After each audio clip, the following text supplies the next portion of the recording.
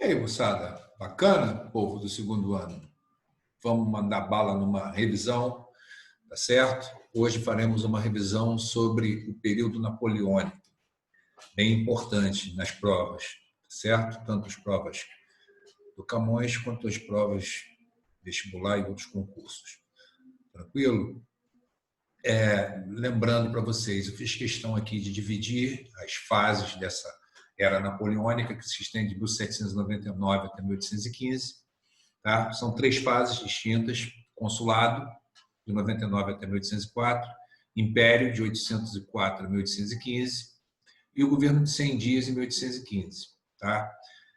Das três fases, eu gosto de situá-las porque o império é tradicionalmente a mais visitada, digamos assim, nas provas. Tá? Mais importante, sem dúvida, até porque vocês devem lembrar que esse império napoleônico, em seu processo de expansão, ele acaba interferindo diretamente na história da América, né? Incluindo o Brasil, o nosso processo de dependência, o translado da corte portuguesa, né? Por culpa do bloqueio continental, tá? Certo? E tudo mais que veremos numa outra aula. Vocês já estão vendo aqui, revisão Era Napoleônica, parte 1. Nessa parte 1, basicamente, eu vou falar do consulado, tá? E na segunda aula, na parte 2, falarei do Império. Tranquilo? A terceira parte, governo de 100 dias, até pelo tempo cronológico de meses, não imagine essa fase como muito importante. Já é o período de decadência desse Império Napoleônico, do próprio poder do Napoleão. Tranquilo? Então, vamos lá, galera, para dar tempo de fechar os 15 minutos. Lembrando, Napoleão ele é, de uma certa maneira, um agente, né? Ele é um gerente dos interesses da burguesia liberal francesa. Ele será, de uma certa maneira, importante para consolidar aquela Revolução Francesa que, de uma certa maneira, teve um desvio de percurso, né, durante seu processo. Por que isso? Porque eu falei que ela, em seu início, ela é essencialmente anti-absolutista, portanto, ela é liberal burguesa, mas, no meio do caminho, digamos assim, a partir de 1795, a República ganha uma característica mais radical, politicamente falando, com a chegada dos jacobinos ao poder, com o atendimento de algumas propostas populares, né, que nós vimos já durante a revisão sobre a Revolução Francesa. Tranquilo? E nessa revisão sobre a Revolução Francesa, fechando aquele processo revolucionário, né, nós falamos do golpe de 18 de Brumário, que, ao mesmo tempo, de uma certa maneira, fecha a Revolução Francesa, mas dá início à chamada Era Napoleônica. Alguns historiadores falam que a Era Napoleônica é uma continuidade da Revolução Francesa, aí fica a gosto do freguês. Tá? Mas o básico é você lembrar da importância do golpe do 18 de Brumário. Lembra? Napoleão ele tem incumbências, digamos assim. Ele tem serviços que devem ser prestados à burguesia francesa, à sua burguesia liberal. Né? Quais são mesmo? Economicamente, é modernizar a França, combater a crise econômica que se arrastava desde o século XVIII, né? Modernizar através de um processo de industrialização, e politicamente era acabar com aquele radicalismo popular, né? Era consolidar a revolução, como eu acabei de falar, dentro dos moldes liberais, daquela burguesia moderada chamada girondina, né? Então, dentro desse contexto, aí você entende essa primeira fase, esse governo do consulado. Tá? Eu peguei aqui essa primeira questão, escolhi já pensando nesse processo. Então, que processo é esse, Ronaldo? Consolidar aquela revolução que ganhou uma faceta radical, popular, democrática,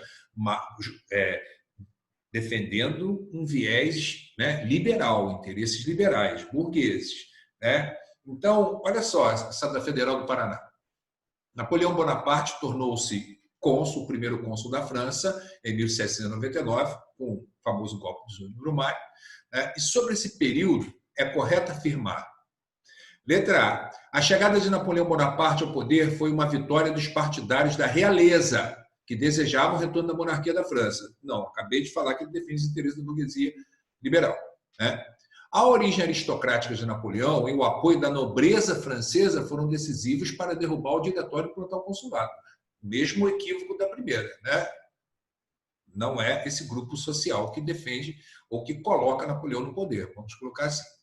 No plano interno, o governo de Napoleão ficou marcado pela reestruturação da burocracia estatal e pelas obras de infraestrutura realizadas. Tá? Bacana. Vamos ler a D. O imperador Napoleão governou a França difundindo a democracia republicana. Já bate aí, né? Por quê, Ronaldo? Porque eu acabei de falar que ele é um representante da burguesia liberal, portanto, ele não é democrata, né? Se necessário, ele vai quebrar o setor popular na pancada para defender os interesses da burguesia liberal, certo? E letra E, no plano externo, o período napoleônico caracterizou-se pelo apoio militar à Áustria contra os interesses expansionistas da Inglaterra. Normalmente, a Áustria vai fazer parte, né, de coligações militares que combatem a expansão napoleônica. Então, galera, ficamos com a letra C. No plano interno, o governo Napoleão ficou marcado por uma reestruturação da burocracia estatal e pelas obras de infraestrutura. Nesse caso, eu peço que vocês fiquem atentos, né, às reformas napoleônicas. Ou seja, se Napoleão vai implantar um Estado voltado para a modernização, que defende interesses liberais burgueses, ele precisa fazer todo um conjunto de reformas, né? Ronaldo, reformas, vamos lá, econômico-administrativas, né? De cara, tipo, Napoleão vai estabelecer o Banco da França, certo? Napoleão começa com o processo de implantação de ferrovias, ele dá ênfase a isso, né? Napoleão vai consolidar aquele processo de unificação, de padronização, inclusive da moeda, certo? Eu não estou dizendo que ele começa, ele consolida esse processo, certo? Napoleão vai tornar mais eficiente a cobrança de impostos em todo o território nacional, né? Lembra? Napoleão está ligado a um processo de desenvolvimento da indústria, da modernização da economia. Logo, essas medidas citadas, elas estão ligadas a esses objetivos. Essa é a questão. Não é só isso. Napoleão vai fazer também reformas educacionais. Ele vai criar um sistema educacional mais vinculado aos interesses do Estado, né? A questão do Estado laico, certo? Ele não vai mais atender os interesses da Igreja Católica. Ele vai criar uma educação voltada para o aparato estatal, para atender essa burocracia estatal, para desenvolver tecnologia mais moderna, certo? E tem uma reforma também no setor religioso, que é chamada Concordata Católica, onde ele até permite a atuação da Igreja Católica dentro da França, desde que ela não interfira, não se intrometa em assuntos do Estado francês. Portanto, ele faz todo um conjunto de reformas dentro desse país. Ele estabelece estradas, ele constrói estradas, amplia essas estradas, certo? Portanto, essa letra C está correta, certo? Principalmente na questão de obras de infraestrutura bancária, transportes, comunicação, certo? Então, sem dúvida, a letra C, tá, moçada? O que mais, Ronaldo? Tem aqui, ó, no plano interno, ele fica marcado pela reestruturação da burocracia estatal. De novo, a questão da modernização, da racionalidade na organização desse Estado francês, certo?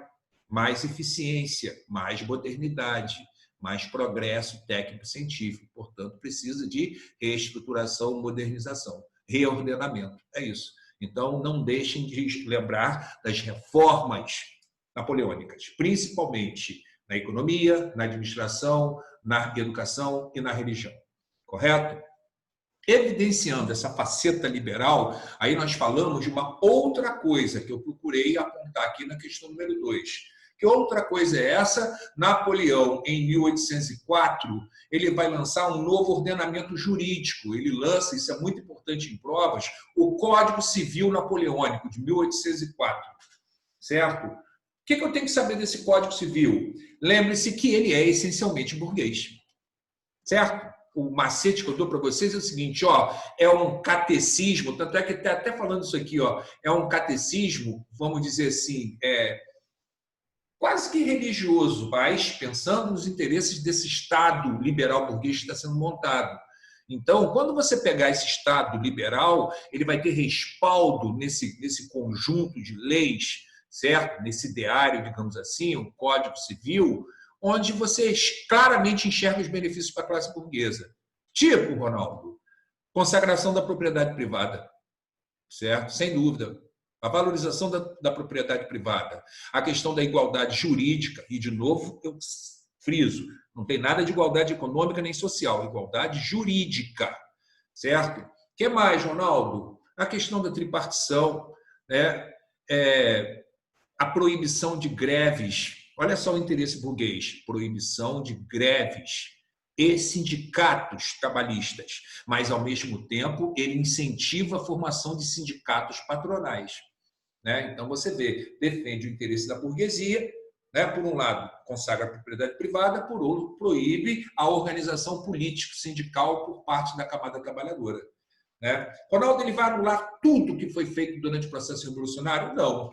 Né? Na questão da reforma agrária, ele não interfere completamente, ele mantém, em algum aspecto, aquela reforma agrária feita no período jacobino, certo? Mas ele altera alguma coisa? Sim, ele vai restabelecer o escravismo nas colônias francesas, ele acaba restabelecendo o voto censitário através da propriedade, o censo era estabelecido através da comprovação de propriedade.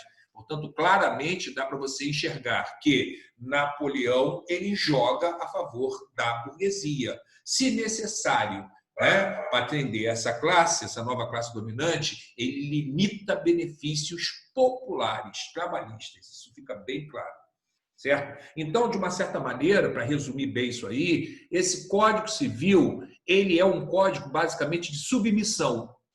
Ele submete o indivíduo ao Estado. Ele submete o trabalhador ao patrão, ele submete a mulher ao poder do marido, certo? Ele submete a criança aos pais. Portanto, ele é um código, num certo sentido, autoritário, conservador, certo? Impopular e posso até afirmar antidemocrático, ou seja, ele é essencialmente liberal. É simples de entender. Tá certo, galerinha? Então, vamos lá para fechar essa revisão com essa questão aqui. Então, baseado no que nós falamos, olha só, durante o Império Napoleônico, de 804 a 14, foi instituído um catecismo que orientava a relação dos indivíduos com o Estado. Lembra que eu acabei de falar de submissão? O cristão deve aos príncipes que governam, e nós devemos particularmente a Napoleão I, nosso imperador, amor, respeito, obediência, fidelidade, serviço militar e impostos exigidos para a conservação e defesa do império e de seu trono. Né? Império aí lê esse interesse da classe burguesa liberal. Né? Nós lhe devemos ainda orações fervorosas pela sua salvação e pela prosperidade espiritual e material do Estado. Sacou, galera? Né? Então, vamos lá. O conteúdo do catecismo contradiz o princípio político da cidadania estabelecido pela Revolução. Por isso que eu disse que é conservador. Por quê? Certo? Olha lá. O cidadão participa diretamente das decisões. Já está furado. Né? Não é democrático.